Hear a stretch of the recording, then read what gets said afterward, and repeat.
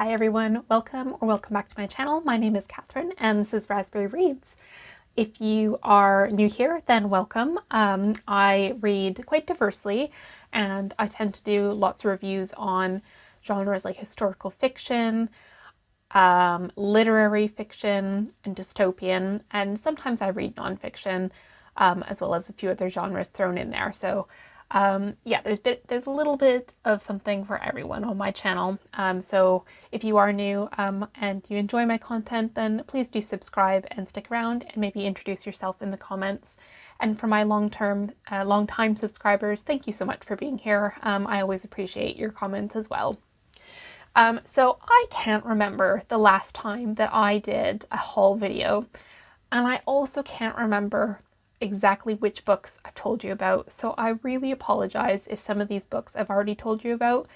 I don't think they are. I looked at my last video and I have mentioned these books in passing, but I don't think I've actually hauled them, so to speak. So yes, I have 11 books to share with you today. They've come from all sorts of places. I think there's only three that I've purchased new. The rest of them are either secondhand purchases or given to me, gifted. So yeah, without any more waffling, let's just get on. Off screen here is a very precarious pile of books, and I really hope they don't fall over during the process of me filming this. So just going on the top of the pile, thank you to all of the people who recommended that I read Marina by Carlos Ruiz Zafón. So for October, for spooky season, I put a poll on my booktube channel about which of the 4 books that were recommended to me by you all lovely people, which one I should read. And the majority of you suggested that I read Marina. So I picked this up off of Vinted, which if you don't know about Vinted, if you're somewhere in the world that uses Vinted, so I'm in the UK, it's a really popular secondhand online shopping platform. And books are a great item, I guess you could say, that you can pick up on Vinted for not too much. I mean, if you can find them in a charity shop, then you'll save on postage, but I find that I can usually pick up a book off of Vinted for £1 and then basically just pay the postage. Anyways, that aside, I am reading Marina, and this is a gothic tale for all ages. So I actually wasn't aware that Marina is a YA book, which I normally don't read, but I'm going to go into it anyways. And so the blurb on the back says, in May 1980, 15-year-old Oscar Dre vanishes from his boarding school in Barcelona. For 7 days and nights, no one knows his whereabouts. His story begins when he meets the mysterious Marina. She takes him to a graveyard where they witness a macabre ritual. On the last Sunday of every month, a coach appears. A woman shrouded in black descends, holding a single red rose. She walks over to a gravestone that bears no name, only the emblem of a black butterfly. When Oscar and Marina follow her, they begin a journey that takes them to the heart of a forgotten post-war Barcelona. Beneath the streets, a dark secret lies waiting. So yeah, perfect for spooky season. I am not very far into this at all. Page 27, chapter 4. So yeah, I'll give you my thoughts on this in an October wrap-up. The next book that I am hauling is Labyrinth by Kate Moss. I've wanted to read Kate Moss's books about ghost ships or pirates, something like that, for a while. Haven't gotten to any of them, so I've never read Kate Moss. I picked this up on the side of the road. So in my village, sometimes people leave out boxes of books or toys that they don't want. And I very rarely pass one without picking something up. And there was this chunky devil there. So this is Labyrinth by Kate Moss. This is set in 1209 in Carcassonne. A 17-year-old girl is given a mysterious book by her father, which he claims contains the secret of the true Grail. Although Elise cannot understand the strange words and symbols hidden within, she knows that her destiny lies in keeping the secret of the labyrinth safe. And then this is a dual timeline, so then July 2005, Alice Tanner discovers two skeletons in a forgotten cave in the French Pyrenees. Puzzled by the labyrinth symbol carved into the rock, she realizes she's disturbed something that was meant to remain hidden. Somehow, a link to a horrific past, her past, has been revealed. Yeah, that sounds very cool. Kind of reminds me of the Da Vinci Code a little bit. But am I going to get to this one anytime soon? Probably not, but it was free. It's very pretty, and the content sounds interesting, so I'll read it eventually. Right, moving on, and I'm so sorry I'm croaky today. I can't do anything about it, but yeah, moving on. We've got The Book Thief by Markus Zusak. I started reading The Book Thief on Libby. I renewed it and waited for at least a month, if not 2 months, to get the loan again because it is a popular book. Still felt like I wasn't going to complete it, and I felt that I was enjoying this book so much that I actually wanted to probably keep a copy. So I ended up picking up this copy again off Vinted for £1. And I haven't continued reading it yet, but I'm on part 5, so almost halfway through the book. The thing I like about this book is, and I felt like the ebook version wasn't lending itself well to the format, is that it's got all these like extra different like media aspects in it. So there's some drawings, letters. Yeah, it's a really cool book. I've talked about this book before on my channel. The Book Thief is a World War II book. It centers on a girl and Liesel, and she lives with her foster parents, and they no, I don't want to spoil it. She basically steals books. I'll just leave it there. It's all about her life, the people that come and go in her life, and centers around stealing books, and it is narrated by Death.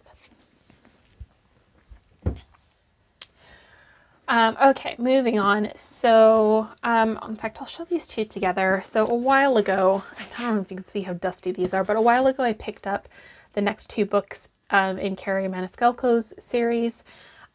So I think Kingdom of the Cursed is next, the second book, and then Kingdom of the Feared is third. Kingdom of the Wicked was the first book.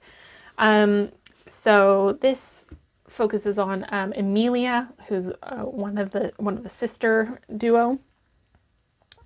This book is all about her connecting to the Prince of Wrath and going into the underground, I think, the underworld. And this one is, I don't know if I want to tell you. Well, anyways, if you read the back, it says, Emilia yearns to claim her king, the seductive Prince of Wrath, in the flesh. She wants him heart and soul, but that's something the enigmatic demon can't promise her. So yeah, romantasy books. I wouldn't say they're young YA rather, but similar to Sarah J. Maas's writing in any case. So yeah, I'm hoping to get to Kingdom of the Cursed maybe in the winter time, but it just depends on what other romantasy I end up reading. Again, I got these 2 off Vinted. Okay, we've got The Dinner Party by R.J. Parker. I found this on the street again. Haven't even looked at it. Oh, but I've just noticed I have not 1, but 2 cat bookmarks. How lovely is that? Those are nice bookmarks. Great. Cat bookmarks. Yeah, so The Dinner Party, I have no idea what this is about. So 8 friends, 8 secrets, 1 killer, a group of old friends gather in a peaceful suburban street for a dinner party. They are expecting a fun evening of wine, food, and pleasant company, but then they start to play a game. It's about trust and dark secrets. It tests marriage to its limits, and none of them can begin to imagine its consequences, because the next day, 2 guests are dead and the others are trapped in a nightmare. Ooh, yeah, easy suspense thriller. I mean, one that you could probably read in a day or 2. So yeah, I think I'll probably maybe get to that one October, November time, because that seems like the right kind of setting. Autumn seems the right kind of setting to read this book. I should say, if you've read any of these books as I'm going along, feel free to put your comments in the box below. This one, and I have to actually remove the sticky note from my colleague and friend, but this is Last Seen by Lucy Clark. So yes, my colleague gave this to me. She said that it was a good read. This is in a small seaside community. There was somebody watching. 7 years ago, 2 boys went missing at sea, and only one was brought to shore. The sandbank, a remote stretch of coast dotted with beach huts, was scarred forever. Sarah's son survived, but on the anniversary of the accident, he disappears without a trace. As secrets begin to surface, the sandbank hums with tension of unanswered questions. Sarah's search grows more desperate as she starts to mistrust everyone she knows, and she's right to. Again, another really gripping one. I'm going to say I'm going to leave this one probably until 2026. This seems like a January, February type read. Okay, a book that I have mentioned several times on my channel, and I think I have mentioned it in a haul video, but I didn't have the actual book with me, is The Service Fairy by Robin Wall Kimmerer. It's hard to see that in the light. There you go. This is a small little thing, isn't it? So very different from Braiding Sweetgrass. And I haven't read it yet, but it's got beautiful red end papers, and yeah, it's such a dinky little thing. I think I mentioned before that I was surprised at the price of this book for how slim it is, but you know, small things come in good packages sometimes. So when I eventually do read this, I will give you my full thoughts, but yeah, I suppose this is just a point of consideration, that if you're thinking about picking up this book and you see the price point for the hard copy, just bear in mind how slim it actually is and how long it will take you to read. At the same time I got that book, which I got using book tokens, so I didn't actually pay for it myself, as I also picked up Is a River Alive by Robert McFarland. I love Underland by Robert McFarland. It's one of my favorite nonfiction books, and isn't this book gorgeous? Like, his other book is beautiful as well. But yeah, I love the design of this one. This is actually a signed copy, which is very nice. Yeah, got a signature there. Again, I have not read this book, but this is all about rivers, and yeah, what does it say? Is a River Alive is an exhilarating exploration of an ancient, urgent idea that rivers are not mere matter for human use, but living beings who should be recognized as such in imagination and law. So yeah, I think actually recently there was a news article about a river, the Wye maybe, River Wye in Wales, where the local community is going to court over polluting it. So yeah, the concept of a river having sort of protected status, legal status, is very important right now, and this book touches on that. So I'm not going to make any promises on when I'm going to get to this book, because I want to take my time with it. All right, we've got 2 more books. I picked up The Great Gatsby by F. Scott Fitzgerald at the same time as I got Is a River Alive, and The Service Berry, because I had to reach like a few more pounds before I got free shipping. So I just picked up this little one. It's very sweet. You know, it's not the nicest edition, and it's got tiny font, but I have not read The Great Gatsby.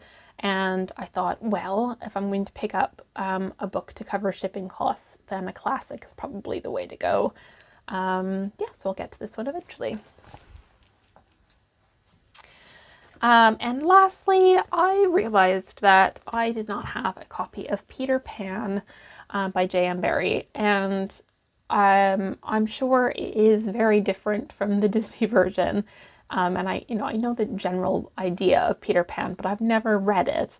And so I thought, well, that might be a nice classic to read at some point. If you have read Peter Pan, Do you think that it's appropriate to read to children? Because I would like to know that. But yeah, this edition rather, I got off of Vinted. It's a Puff and Chalk edition, which I thought was got really nice end papers, and as that branding suggests, it's sort of like a chalky finish, and it's got beveled edges. Yeah, this is a very nice feel of a book. It's got big font, very pleasing. So yeah, I think if this is something that I can read to children, then I might read it sooner rather than later, but we'll see. Right, so those are all of the books that I've recently acquired in my life. I know some people do TBRs where they sort of add their hold books to their TBR. I have no idea how many books I own, how many books are on my physical TBR, let alone on Libby. That's just not something that I could even begin, like looking at my bookshelves, even begin to try and figure out, nor do I really want to. But in any case, these are 11 newish books into my life, and as I get to them, I will let you know my thoughts on my channel. So yeah, that just leaves me to say that I hope you're well. If you've picked up any new books recently, even if that's just borrowing them from the library, what were they? Did you enjoy them? Let me know. But yeah, otherwise, I hope you're well. I hope you're enjoying whatever it is you're reading, and I will see you soon in a new video. Take care.